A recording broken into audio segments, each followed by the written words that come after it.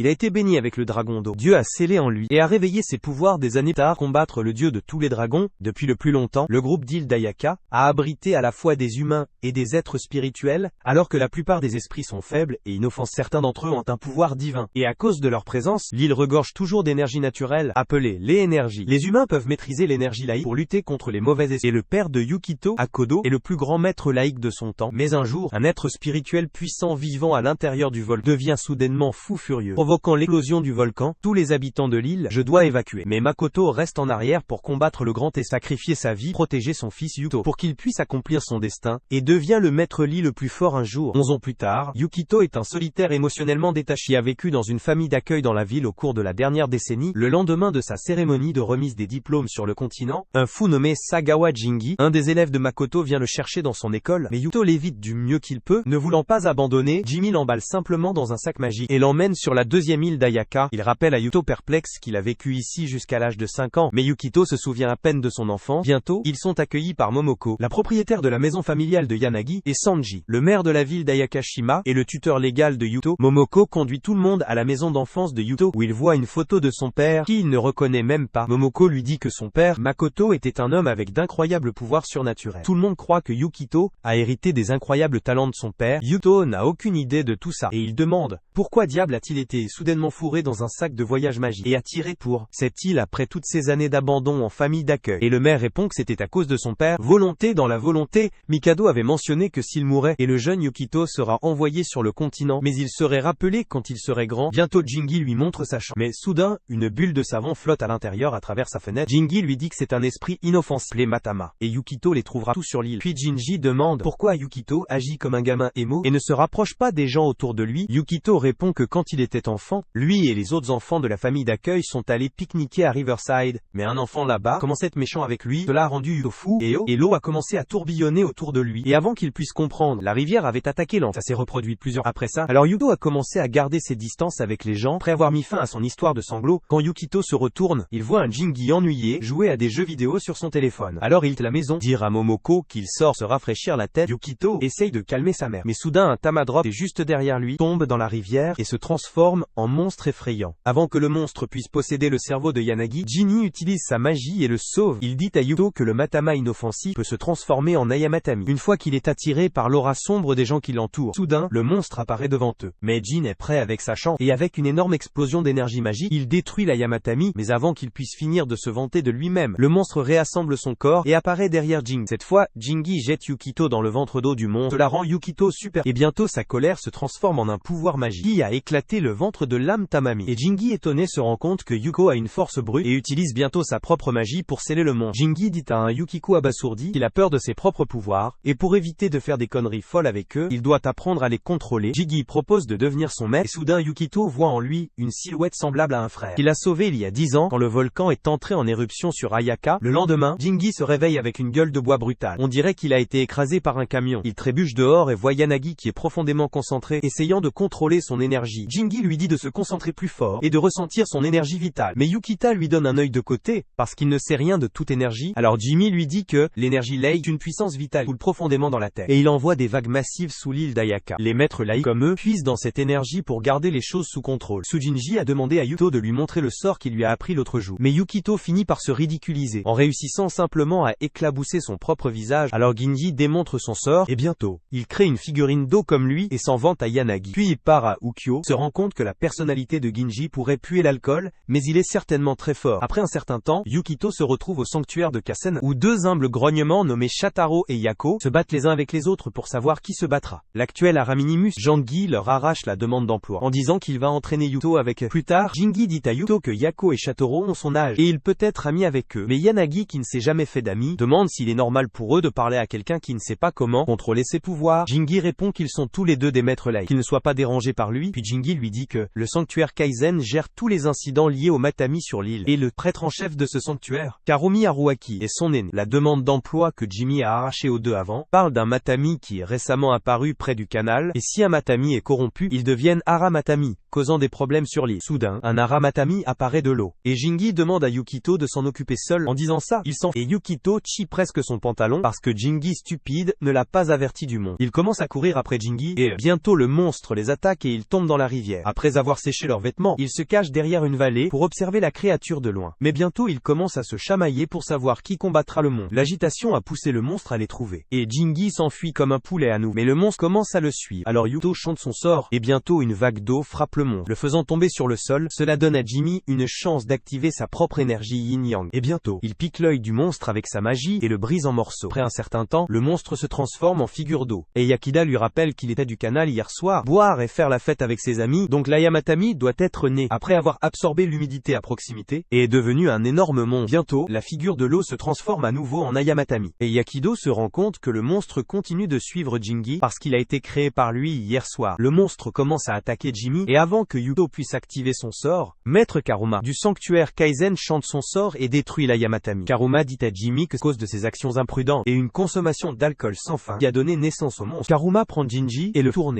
Dire qu'il a tellement grandi, Karuma se présente et lui dit qu'il a étudié directement sous son père plus tard. Karuma visite la maison de Yuto et raconte à Lady Momoko les récents actes de Jinji et les informe que maintenant, il nettoie la rivière dans le cadre de sa punition. Puis sur la table du dîner, Karuma regarde avec tendresse Yuto et lui dit qu'il n'a pas beaucoup changé. Un Yukito agité le complimente pour ses beaux sorts et Karuma l'informe qu'Haramitami se déchaîne violemment parce qu'il souffre. C'est donc le travail des Lee Masters de les pacifier pour qu'ils puissent coexister ensemble en tant que voisins. Le lendemain, Jingi emmène Yuto faire un tour dans un train d'eau coule sur l'eau. Voir ces chemins de fer fascinants, Yuto saute comme un enfant et Jingi lui dit qu'il est exactement comme il était il y a 10 ans. Quand ils faisaient un tour ensemble dans ce train, Jingi lui dit que dans cet endroit, les gens voyagent entre les îles en utilisant ce train. Bientôt, ils atteignent la première île qui a étrangement beaucoup de bâtiments et Jingi lui dit que la première île est bien plus urbaine que la deuxième. Et ils ont même des salons de pachinko et des casinos. Yukio demande si ce train fonctionne aussi avec la maîtrise de Lei. Alors Jingi lui dit que les pistes ont été posées, utilisant le pouvoir magique de Lei, mais le train est alimenté au diesel et il n'y a qu'une seule ligne. Plus tard, ils atteignent le domicile du maire, où le joyeux, le vieux maire demande si Yukito se sent étrange sur ces îles. Depuis qu'il a grandi sur le continent, il a demandé à Yukito de ne pas précipiter les choses et s'habituer à vivre dans sa propre paix dans cet endroit. Jinji a demandé au vieil homme de ne pas s'inquiéter et de ruiner sa santé, parce qu'il prend déjà bien soin de Yuto. En entendant cela, le maire répond que Jinji tapageur, prendre soin de Yuto est sa plus grande source de préoccupation. Bientôt, Yukito lui dit s'est amusé à venir sur la première île, sur le paquebot marin. Alors le maire a demandé à Jinji de faire visiter la première île à Yuto, qui est devenue un lieu touristique célèbre. Mais Jinji n'est pas très content d'être le guide touristique de Yuto, qu'il est venu s'amuser dans les casinos et les salons de pachinko, mais néanmoins il accepte de faire visiter à Yuto. Pour moi, commencer à marcher autour de l'île, qui a beaucoup de stands et tellement de monde. Jimmy lui dit que ces jours-ci, la première île est une plaque tournante pour la gastronomie et la musique. Mais soudain il disparaît. Quand Yuto regarde autour de lui, il voit un Jimmy se battre avec un vieil homme au stand de viande barbecue. Quand Yukito court pour voir ce qui se passe, Jimmy se plaint à lui que le vieux pet n'est pas prêt à lui donner son morceau de viande préféré. Le vieux essaye de le raisonner, dire que son morceau de viande préféré est terminé, parce qu'un client a déjà commandé pour le dernier, mais Jingi continue de se chamailler avec. Alors Yukino entre et achète un tas de brochettes pour mettre fin à la dispute. Parce qu'il sait que Jingi est une peste, après avoir mangé, il recommence à tourner. Mais Jingi semble être de mauvaise humeur. Jinji trempe parce que cet endroit vend les meilleures cuisses grillées. Et il va se plaindre à son ami, Make, à propos des mauvais traitements sur la première île. En entendant ça, Yuto se rend compte que Jingi a vraiment beaucoup d'amis autour de cet endroit. Soudainement, Yuto est distrait par un artiste de rue. Et Jingi disparaît à nouveau. Yukito essaye de le trouver, mais soudain, il voit que le ballon de l'artiste de rue s'est transformé en quelque chose de sinistre. Avant que le Joker confus ne puisse toucher le ballon, Yukito lui saute dessus et le sauve du ballon Hametami. Bientôt, les gens commencent à courir dans la peur. Et Yuto se rend compte que sans l'aide de Jinji, il devrait s'occuper du Metami seul. Il se calme, dire que ce Mitami est plus petit que ceux qu'il a vus auparavant, qu'il puisse le pacifier. Il chante son sort. Mais le Hamitami devient fou furieux et jette le feu sur Yuto. Mais avant que ça puisse frapper, une rousse parvient à tirer sur le Mitami. Yukito se rend compte que quelque chose semble étonné de la façon dont cet homme essaye de pacifier le monstre. Soudain, il remarque une arme à la main. La rousse bizarre le regarde alors et demande s'il est le célèbre Yukito. Et Yukito est surpris que le garçon effrayant le sache déjà. Après un certain temps, la rousse se présente comme Abu. Et Yukito se rappelle que le maire Momoko lui a parlé d'Abu. Ibuki dit à Yuto qu'il ressemble à une crevette. Et il ressemble à peine à son grand maître Makoto. Il apprend qu'Ibuki a étudié avec son père il y a 10 ans. Et maintenant, il utilise des balles magiques spéciales pour contrôler l'air Mataomi. Après avoir marché pendant un certain temps, ils viennent devant un immense bâtiment. Et un buquet l'emmène dans un bureau nommé Gaos, où il travaille. Maintenant, dès que Yukito entre, il tombe sur un immense bar lugueux, et il voit de manière inattendue Jingi, qui est habillé habillé en barman. Yukito en colère demande où diable était Jingi tout ce temps. Et il répond avec désinvolture qu'il est venu, va se plaindre à Maki mais il est travaillé. Alors il a décidé de rester ici et de remplir son ventre toujours vide. Yukito le regarde en disant que cela signifie clairement que Jingi n'a aucun effort pour le chercher. Et à cause de lui, il a eu des ennuis avec un Haramatami dans les rues. Bientôt